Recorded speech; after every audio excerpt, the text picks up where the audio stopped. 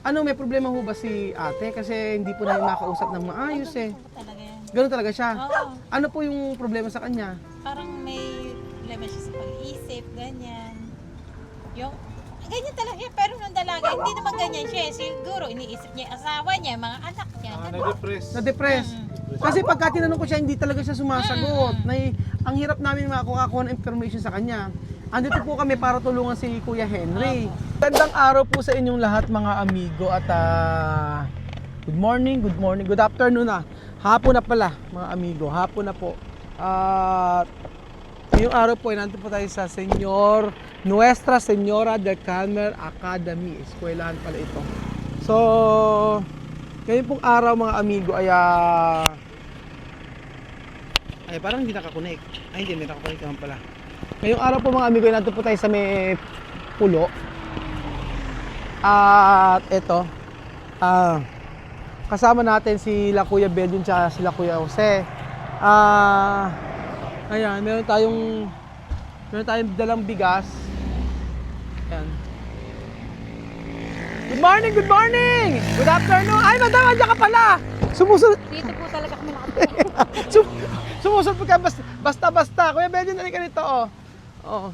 Nako, ayun si Kuya Jose. Magandang araw po sa inyong lahat mga amigo at magandang hapon po. So, galing po kasi kami sa may Gapan. Ikot-ikot kami maghapon na hinahanap po namin kung sino po yung inutangan ni Tatay Henry. Ngayon hindi talaga namin nakita. So, nagpahinga lang kami saglit at eto, pumunta naman kami dito para ibalita sa kanya yung nangyari. Halika na pala. Sorry naman, Jose. Sorry naman, Kuya Jose. Sorry. Halika na. Halika na. Pasensya na. So, nandito po tayo at kasama natin ang ating team, ang Pasmado team. At habang si Kuya Belgium ay lumalakad. Galing ni Kuya Belgium mag-cameraman na. Improving si Kuya Belgium. Improving si Kuya Belgium. Hilong-hilo ka na. Reverse. Mahuhulog ka, tingnan mo yung huhulugan mo, Belgium. Pag nahulog ka yan, reverse pa. Halika, ibigyan mo kami. Nandito tayo sa part na to. Tao po! Ate Ramilin! Asaan? Ito po. Asan si Ate Ramilin? Nandito. Nagis kayo ng manok? Saan galing manok nyo? Bigay. Ano luluto nyo sa manok? Adobo. Sino magluluto? Nanay po. Ate Ramilin, marunong mag-adobo? Nanay po. Ay, ikaw marunong ka? Marunong din po. Ano mo ba siya? Tita mo. Sino ba? Ikaw ba yung sinaktan? Akala ko ikaw yung sinaktan. Ba't namamatay yung poso? Oh, ano nangyari? Ikaw. Di pa naliliga? Bakit ba Ate Ramilin lagi mong nakahubad yung mga anak mo? Ha? Ano na? Mahilig siya nakahubad. Bakit pagka pupunta ho kami rito lagi nakahubad? Hinuhubad yung mga damit. Nako. Asa na? Saan kasi na magluluto si nanay? Kuya Asa, halika rito. Makikisuyo ako sa'yo. Ito, may dala kaming isang naalala ko, di ba nung nagdala kami ng apat na bigas? Ilang bigas yun? Kasi? Oo, ilang araw pa lang yun. Ubus na agad? Naubos yung apat. Totoo ba? Ilan ba kayo kumain? Marami po. Ilan kayo kumain? Ito pati yung mga anak mo? Sino pa? Kumain po yung mga bata. Pero ilang araw pa lang kasi, di ba? 3 araw lang ubos. 3 araw na ubos na yun. Meron pa ho. Nandun pa ho. Meron pa daw. Konti na siguro. Oo, kasi huwag mo isama yung katawan, ha? Ano pangalan mo? Walang marunong magsalita. Opo, yung dalawa lang po dun. Sa bukid lang marunong. Ay lang. Ano ginagawa niyo doon? Ano gagawin niyo sa balat? I-adobo niyo rin? Ay, pipirito yung balat. Asa si nanay? Ayun po, sa halaw. Ito na. Ano ba? Ay, hindi. Hindi, si nanay na lang siguro kakausapin natin, Jose. No. Hello po. Ang lamig naman dito. Mahangin, no? May babalita ako sa inyo. Oo. May ibabalita ako sa inyo. Eh si Kuya Henry napuntahan namin sa si Kuya Henry, di ba anak nyo? Manugang ko. Manugang, si Kuya Henry na manugang nyo. Ate Ramilin, ay makinig po muna kayo sa akin. Bitawan mo. Oo, para maintindihan nyo yung nangyari, no? Ganito, dito kayo. Dito po kayo. Ayan, para malaman nyo yung nangyari, no? Si Kuya Henry, galing kami sa sa munisipyo. Ngayon, nakita namin nakakulong nga doon. Ang nangyari, hinahanap namin yung bien, yung pinagkautangan. Ngayon, hindi namin makita, maghapon na kami umiikot-ikot, hindi namin malaman kung nasaan yung bien. So, ang tanong ko po sa inyo, kayo po alam niyo po ba yung bahay? Ako nga po alam eh. Ikaw alam mo ba bahay? Hindi nila alam yung bahay. Kaya nga po binigay sa akin ni Henry yung skates. Puntahan ko daw po Pero, Hindi ko naman mapuntahan dala nung wala naman kaming panggasolina, ganon. pero hindi rin. Yung sketch po kasi ni Kuya Henry sa amin, nanggaling kami sa munisipyo, hindi rin namin mahanap. Maghapon na po kami naghahanap. So, ang mangyayari po, papaalam ko po sa inyo na okay naman po si Tatay Henry doon. Nasa kulungan nga siya. No? Ngayon, nagkausap na kami. Ang sabi niya sa akin, yung asawa niyo raw po, yun nga, may kaso. Yung kaso niya ay nakapile na. So, ang mangyayari po, Ate Ramilin, ang dalawang option lang po. Una po, magpapiyansa para makalabas. And then yung pangalawa po, bukod sa magpapiyansa, aaregluhin namin yung tao na pinagkautangan nyo niya ni Kuya Henry. Kaso nga lang, di nga namin makita yung bien na yon. Ngayon, bukas po ay pupunta kami doon sa may Gapan para po magpiyansa para makalabas na po si tatay. Pag nakalabas po si tatay, ang inyong asawa, ang mangyayari po doon, pero may kaso pa rin po siya. So, yun lang po ang pinakamadaling paraan para po makita namin kung sino po yung pinagkautangan niya. Kasi gusto namin aregluin babayaran na nga namin Kaya nga lang po, problema nga po, hindi naman namin makita kung saan nakatira yung bien na yun. Ikaw hindi mo na alam. Hindi mo na alam. Ang skate po niya boundary ng San Isidro malapit at San Nicolas Oo. Yung skates ng arko na yun. Wala rin po. Wala rin po. Hindi May rin po. grocery daw po yun Oo. Pero hindi nyo nakikita yung bien. Hindi ko po kilala. Matagal na po kasi kami naalis po na yun. Teka. Nanay. Di ba sabi niya pinalilipat kayo dito, no? Hanggang kailan binigay kayo ng pagkakataon para mag-stay dito? Wala naman pong basta ang sabi po niya, yung humanap ako ng lilipatan at patatambakan na niya yan at gagawin niyang gasolinahan. Oo. Kaya po yung bahay ng mga anak ko dyan, puno po yan Bahay ng mga anak nyo to? Ilan ba anak nyo? Yung 8 po yung anak ko, 7 po yung anak kong nakatira rito. Asan sila? Naalis na nga po, nung pinaalis, yung isa andito sa likod, yung isa sa may patuloy. Asan na sila? Yung pong isa nasa Parcotela, yung isa nasa Aliaga, yung isa nasa Pampanga. Ngayon, sino natira dito? Kami na lang po. Kayo na lang? Yung panganay ko na yung common nakapag-asawa ng taga rito. So, pang-anin yung anak to? Panganay ko yung nando sa kabilang bahay. Pwede mo ba samahan nyo ako para siya makausap ko? Tingin ko mas okay na siya makausap ko din. Para ho saan? Kausapin ko, baka meron po siyang idea about po sa pagkakakulong ni Tatay Henry. Ayun po siya, kausap ng dalawa. Ayun, kausap pala, Jose, puntahan natin nga ako. Oo. Meron palang anak si nanay, dito? Si nanay.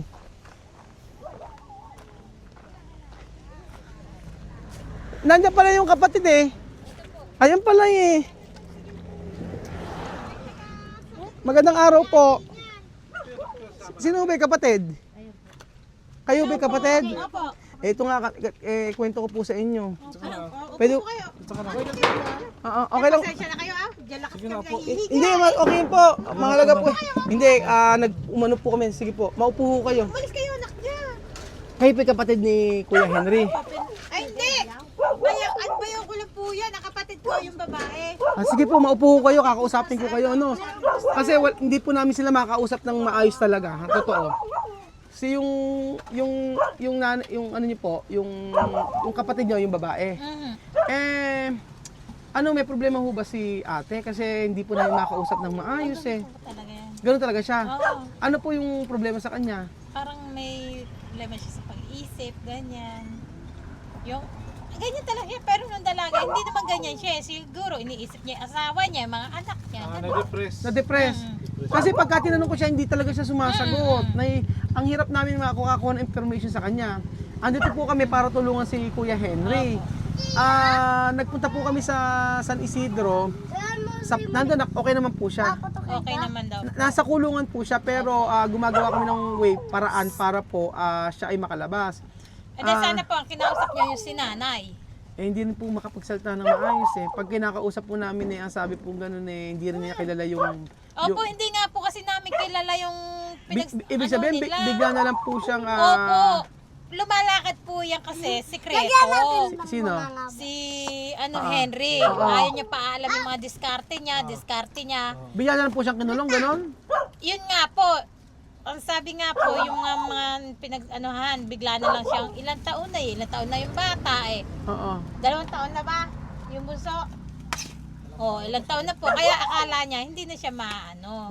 Ball. Mm-mm. So, ibig sabihin, nagtago siya, ganun. Hindi naman siya po siya nagtago. Andyan lang po siya. Ibig sabihin, ilang taon na po ba kayo nakatira dito? Matagal na po kami dito. Mga bata pa lang po yung mga anak ko yan dito na kami eh. Ay. Nakikitayo lang po kami dito sa yung may-ari ng bukid na yan. Oo. Yung po kasing mister ko, yung kapatid ring nagsasaka. Oo. Kaya po balik andito kami. Ilan po kayong pamilya dito? Ano na po yun? Yung anak ko, ilan yung andyan. Tapos yung andyan na sa kabila, ilan sila. Nakikitayo lang Buong kami. pamilya kayo lahat dito? Mhm. Tapos po, ano po yung kinabubuhay niyo dito? Yung pong asawa ko, nagweweteng. Pag kami nag-ano sa bukid, lumulusong sa bukid. Oo. Ano Ilan po anak niyo? 3 lang po may pamilya na. Alaga ko na lang po ako, tsaka Ire. Ah. Ire na lang nakatira sa Pero akin. si nanay, taga saan talaga sila? Dati po, tagagapan kami dati. Oo. And dito na po kami na maliit pa lang po yung bunso namin. Mm-mm. Sanggol pa lang, nandito na po kami. Oo. Ilang taon na yun. Oo. Pamilya na rin po. Pero ano dito? Matagal na rin Pero hindi kayo safe dito. Hindi nga po. Oo, kasi alam niyo tabi po ng kalsada eh. Anytime pag kami na-aksidente diyan. Pinalis na nga po yun, gagawin daw gasolinahan. Hanggang kailan? Sabi ni nanay, ala naman sinabi hanggang kailan. Ala naman nga po, ala namang inaano. Sino pa may-ari nito? Si Abilito Flores po. Pinaalis na kayo lahat dito, gagawin daw gasolinahan. Ito lang kaya hindi pinapaalis. Kasi, Oo. tauhan niya yan. Ganun. Kami naman hindi. Yung ibig sabihin yung kapatid niyo po na yun, si Ate Ramilin, mula po ng dati, ganun talaga siya, hindi siya mapasalita. Nagsasalita naman po, ewan ko lang bakit siguro, pag kami nagtatanong, minsan nga pagka nabubuntis siya, tatanong ako, alam mo, hindi niya alam. Hindi niya alam birthday ng mga anak niya. Oo, hindi nga po. Ang may alam dyan, yung asawa niya. Yun nga po. Nagkausap kami kanina ng asawa niya, sabi niya, ang totoo po niyan, ang gusto po talaga namin, mailabas si Kuya. Kasi kawawa yung kawawa yung mga pamilya, walang magtatrabaho. Tulad kanina, inatake yung anak na hinihimatay. Ang ginawa lang nila, tinuro siguro ni Bong yung ginagawa, tinagilid lang. Dahil pamilya, okay naman na yung bata. Ganun lang. Hihimatayin lang siya, tapos kaya lang nakakatakot. Nakakatakot talaga. Tapos ang tanong ko, bakit ba yung mga bata po lagi nakahubad? Paano naman, sa totoo lang po, madaming nagbibigay ng damit dyan. Hindi lang siya naglalaba, tinatapon na lang yung sinusuot. Ay, hindi siya naglalaba. Hindi, madami po nagbibigay dyan. Kaso Magaganda pa ang mga binibigay dyan. tinatapon niya pagka after ng suot. Oo, hindi siya naglalaba. Bakit ayaw niya maglaba? Ewan ko sa kanila. Hindi niya pinakikialaman. Hindi ko ayaw nila lang pinakikialaman. Ayaw niya pinakikialaman. Ayaw nila ng Pero pamilya kayo dito. Ayaw nila. Sa buwan, halimbawa yung anak, linisin mo naman yung anak mo, hilamusan mo. Wala, tatalikod lang siya, papasok sa loob ng bahay, hindi na siya lalabas. Ayun yun naman. Para makaiwas sa problema, hayaan nyo, kanya-kanya na lang kayo. Kasi po, Para hindi magkagalit. Kasi po kanina, sabi ko po, Ate Ramilin, bakit yung mga anak niyo po lagi nakubad pag nagpupunta kami dito? Sabi ko, ala, hindi naman siya sumagot. Bihisan mo po, nagkasakit pa ako yung mga anak mo, kawawa. Oo. Hindi mo naman alam. Ako'y naaawa sa mga bata. Kawawa nga. Ang gusto po talaga namin ganito, pag pinalabas namin si Kuya Henry, Opo. ang mangyayari po,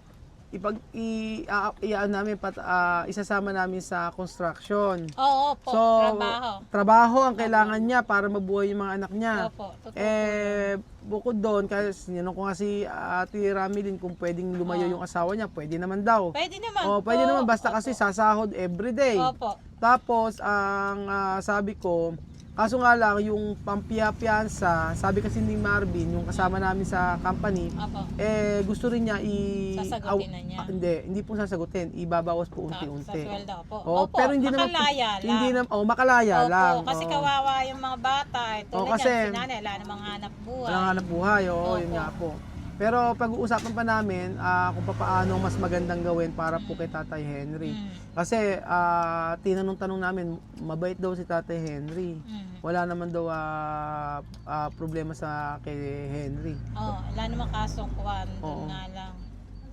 Wala kayong idea na nakulong na siya bigla. Ala nga po, mas sikreto Paano nga nyo po nalaman na nakulong? Wala lang dito, gano'n? di na po, po, yung, May pumuntang pulis na lang dito, gano'n? ano ba? Sa plaza daw po. Hinuli sa plaza. Doon na lang. Doon na lang siya pinuntahan, hindi naman pumunta ang ate police. Kaya, hindi na po, basta na, sino nagsabi sa inyo na nakulong? Yung asawa ko po kasi kuwanti sa barangay, justice. Dahil sinabi niya, bungay kami nag-ano kasi kasi pala may nag-ano sa yung pulis. Hindi naman siya tumakbo, humarap din siya. Hindi niya tinakbuhan. Kapatid kayo po ate. Ilang kayo magkapatid? Siyam, bali siyam. Siyam. kami. Kapatid mo si Ramilin? Oo. Okay, tama. Nanay mo yung isang matanda. Yun. Nanay mo yung isang Nanay matanda. namin. Oo. Yung pamilya po ni Bong sa Nicolas.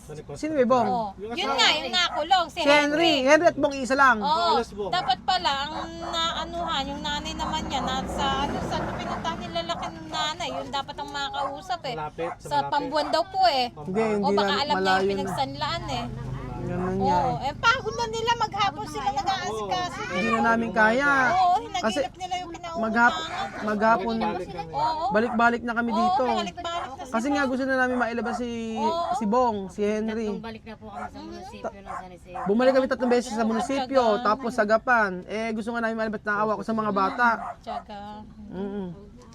Pagod na nga. Pagod na, kaya sabi ko Wala pa kakain kanginang maga pa sila. wala pa kaming kain. Nagmerienda lang kami saglit, tapos yun na. Kaya nga po, hindi ganun. Naawa nga sa mga bata, kaya nga ako. Oo nga po. Ganun na lang po siguro. Hindi niyo ba po ba makausap si nanay? Pagka nakausap ko nga po si nanay, medyo maano nga po si nanay magsalita Parang lagi siyang galit laging galit. Laging galit yung... Pasensyahan niyo na po, masyadong nai-stress na ako. Medyo na-stress. Ang iniisip na namin, kaya gano'n si nanay, medyo... Pasensya na po kayo. Ano siya, magsalita si nanay, medyo parang galit, ganyan.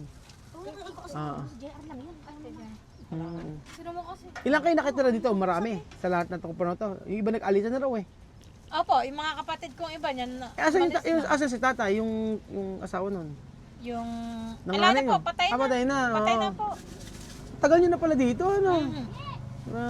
Pero safe naman kayo dito, ala naman nangyaring hindi maganda. Alam naman po, alam mga disgrasya na aksidente, alam Kaya naman. nga po. Dito pa nga po Huwag kami yun, mga natutulog. sakitin. Dito kayo natutulog. Opo, dito. Kasi malamig po Tapos dito. di masakitin mga anak niya, di masakitin. Hindi naman po. Pero malamig Kaya dito. lang mga ano sila, yung Sipon, hikain. Hikain, kasi nga, lamig. Malamig kasi. Oo, yung Ano ba pangalan nyo? Bana po. Bana. O Bana tatawag, ano. Ah. Kaya nga, sabi ko nga sa kanila, siguro pagsubok lang kay Ate Ramilin yan. Pero yun yan, kailangan talaga magtrabaho ni Kuya Kaya nga, Bong. opo. Yun talaga. Hindi naman po mapili sa trabaho. Yun na kahit nga. ano Pero nang nakausap ko namin sa munisipyo si Kuya Bong, mukha talagang mabait naman. Oo. At wala namang naging problema talaga. Yun nga lang talaga, nag-anak ng madami. Yun na. Oo, yun ang pinamahirap. Buti nga pa napalaigit na yung anak niyan. Napalagit na yung Ay, asawa. ko, Oo. manok. Tapos di pa nag-aaral yung mga anak. Walang yung nag-aaral yata isa. Isa ata Ano nag-aaral. pa lang, napunta sa Kaya nga po. pre-3 na po. Tapos tinanong ko nga po nung isang araw kasi, Kasi nga hindi naman sa inaano ko yung mga ibinigay namin nung nakaraan. Kaso 3 araw lang naubos na daw yung bigas. Kalahating bulto nga yun. Ang dami nun. Oo, hindi ko Talagang alam po. magaling sila kumain. Baka malakas lang sila Malakas po kumain. talaga kumain mga bata na yun kahit walang oo, ulam. Okay lang. Yo, sabihin mo sa akin 3 araw. 3 araw lang eh. Wala ba silang contact sa sino man nakakilala kay tatay ko sino ba yun? Wag po sa kanila, tanong nyo. Mm. Tanong nyo po, yung nanay niya kasi taga Wala Pambuan. Hindi, ang gagawin na lang po namin, pupunta na lang kami uli sa may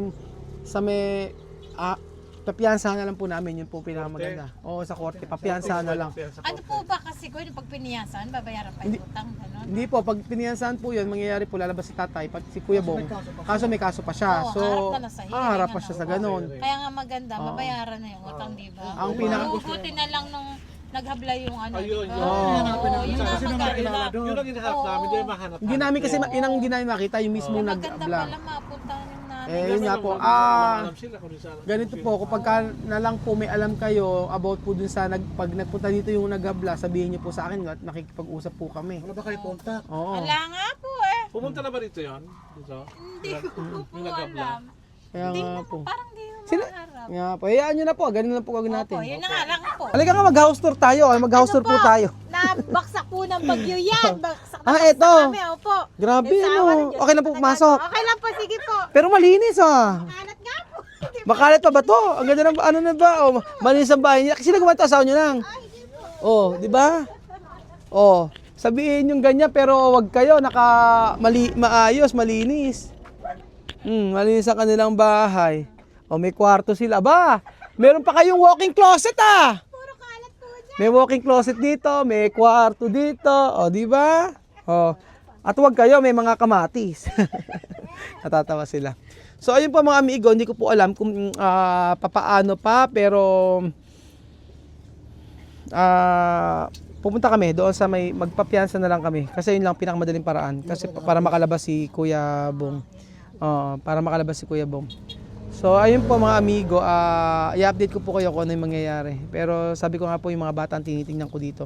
Kasi hindi, yung mga bata kailangan talaga na magabayan ng kanilang ama. So, yung paglaya ng kanilang ama, yun po yung aming main goal ngayon. Then next, kung paano po mapapabuti ang buhay nila. Yun na lang po siguro sa ngayon. So hopefully makalaya po at magkaroon ng trabaho si Tatay Bong o si Kuya Henry. So ayun po mga amigo, thank you so much po sa panonood ng video na to at God bless po.